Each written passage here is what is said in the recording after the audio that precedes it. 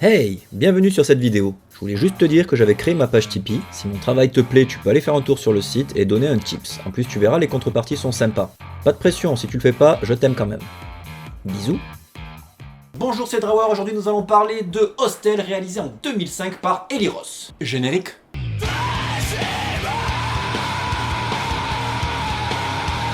Alors déjà, sachez que Eli Roth, c'est pas le frère de Mario Ross. T'es lourd.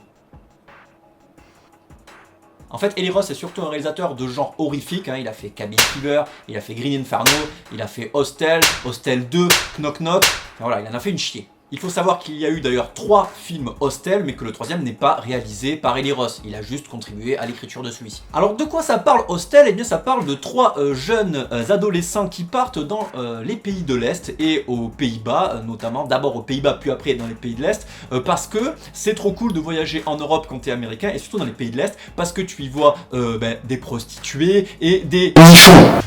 Putain, j'espère que la zoophilie s'est autorisée à Amsterdam parce que c'est une vraie vache à lait, ça. Et en fait, quand ils sont aux Pays-Bas, ils font la rencontre d'un gars qui leur dit oui, alors si vous allez dans les pays de l'Est, vous allez voir, il y a plein de meufs trop bonnes, elles niquent pour rien, c'est des filles faciles et tout, donc allez-y. Alors bien sûr, il leur montre photo à l'appui que lui, il en a ken pas mal. Vous cherchez des filles dans ce genre?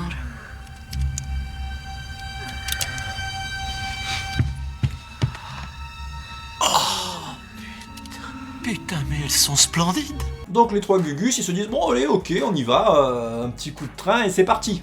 Donc les 3 compères se retrouvent en Slovaquie où ils vont faire la rencontre de jeunes filles plutôt sympathiques. Ils seront donc dans une espèce d'auberge de jeunesse où ils feront la rencontre de ces nanas super bonnes qu'ils vont niquer au Moi je baisse pas, je fais l'amour. Bien sûr. cours d'une soirée un peu arrosée dans lesquelles ils se feront mettre du GHB et...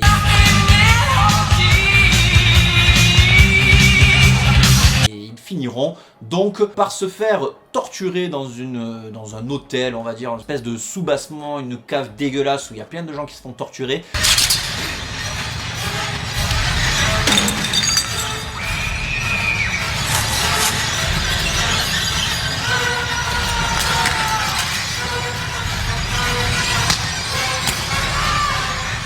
Par des gens riches qui payent l'entreprise qui fait cela pour torturer des gens comme ils le désirent, avec les outils qu'ils désirent, et puis ils les payent environ 50 000 euros. Hein, 50 000 euros, est-ce que tu aurais envie de torturer quelqu'un pour ce prix-là? Si tu avais l'argent, hein?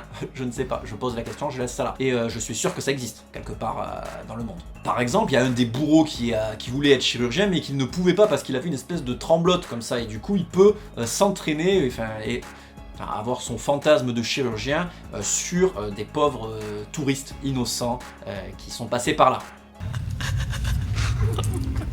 J'ai toujours voulu devenir chirurgien. Mais on m'a recalé à mes examens. Tu devines pourquoi? Oh mon Dieu. Donc c'est un teen movie horror torture porn, voilà, un peu un mélange des genres.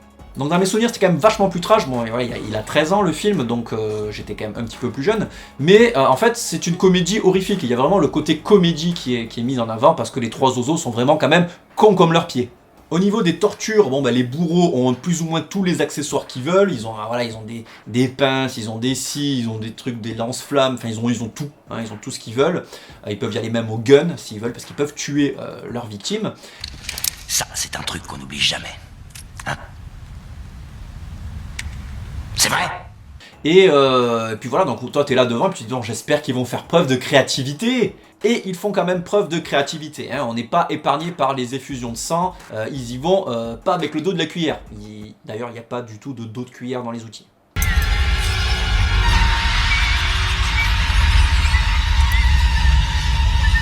Enfin, il y a des moments où on est quand même un petit peu épargné par les effusions de sang parce que il y a un cadre hors champ, c'est-à-dire que le mec se fait torturer là-bas et nous on regarde ici.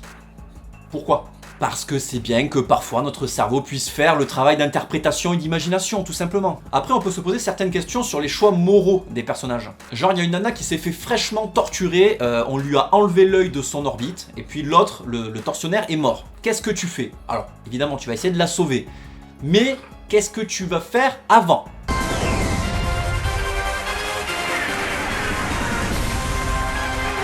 Petit A. tu lui remets l'œil avec une cuillère à soupe. Petit B, tu lui éjacules dans les cheveux. Petit C, tu lui coupes l'œil car il pend trop. Petit D, tu lui proposes de jeter un œil sur la série Rick and Morty qu'elle ne connaît pas. Jeter un œil, putain. Eh ben c'était la réponse C. Il lui coupe l'œil, putain. Genre t'as l'œil qui... Toi tu vas couper, c'est ça? Tu vois l'œil qui dépasse, allez bah tiens, ça dépasse un peu trop, je vais couper. C'est ça le réflexe. Aussi ce film installe énormément de préjugés sur les pays de l'Est, hein, qui sont des pays très très cool. Moi-même j'ai fait un tour d'Europe en train, d'ailleurs je vous le conseille, c'est l'Interrail, je sais pas si ça existe encore. Voilà, un tour d'Europe en train avec les copains et on est passé par les pays de l'Est et c'est vraiment super cool. Et moi du coup pendant mon voyage je me disais, est-ce que je vais terminer dans une baignoire avec des glaçons et est-ce qu'on va me torturer ou est-ce qu'on va enlever un rein ou est-ce que je vais niquer des filles trop bonnes? Pas du tout. Ni l'un ni l'autre. Par contre, j'ai été dans un hôtel Formule 1 et là, je le souhaite à personne. C'est une véritable torture. Hein. Bon allez, on passe au fun fact? Non, si, on passe au fun fact. Le film a été tourné dans un hôpital psychiatrique à Prague. Prague qui est une super ville, allez-y, les peintes sont à 50 centimes. Et en fait, l'endroit était tellement glauque que Eli Roth a fait venir un orchestre pour jouer de la musique classique, pour rendre l'endroit plus convivial. À un moment, ils sont dans la chambre 237, qui est une référence directe à Shining de Stanley Kubrick.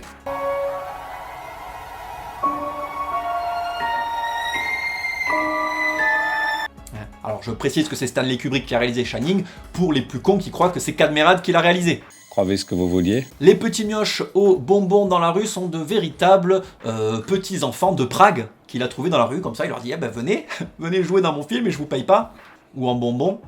Quel enculé. À la base, Eli Roth, quel enculé, voulait faire un film sur les vacances du meurtre, tu sais, ces gens qui payent pour aller faire des vacances et puis tuer des gens, les torturer, etc. Mais il n'a pas réussi à rentrer en contact avec ces gens et puis il a eu peur pour sa vie, quelque part, et on le comprend. Quel enculé. 150 bidons de sang ont été utilisés pour faire ce film, ce qui est beaucoup et ce qui est plus que Cabin Fever d'ailleurs. À un moment, il y a une télévision qui diffuse Pulp Fiction de Tarantino, c'est un clin d'œil au réalisateur. Les bouts en train sont arrivés. Parce que celui-ci est producteur du film. Le réalisateur Takashi Miike fait un caméo en tant que businessman. Fais gaffe. Tu risques de dépenser tout ce que tu possèdes là-dedans. Qui torture les gens, tout ça. Quel enculé. D'ailleurs, Eli Roth fait lui aussi un caméo en tant que fumeur de bang. L'autre. C'est très rapide, on le voit un petit peu. Au final, Hostel est un film quand même franchement sympatoche qui a quand même pas mal marqué sa génération quand il est sorti. C'est pas le film du siècle, mais c'est à cause des acteurs qui jouent quand même plutôt mal. Mais le film est fun, voilà, donc un film à regarder seul ou accompagné, on passe quand même un bon moment. Voilà, c'est un film popcorn, c'est un film divertissant, on voit des gens se faire arracher les yeux et tout, c'est sympathique. On aime ça. Voilà, j'espère que cette vidéo vous aura plu. En tout cas, n'hésitez pas à me dire dans les commentaires ce que vous avez pensé du film, si vous l'avez vu ou pas. Partagez la vidéo, c'est comme ça que ça me permet d'être un peu plus vu. Et puis, bien sûr, le pouce en l'air qui fait plaisir. Bisous!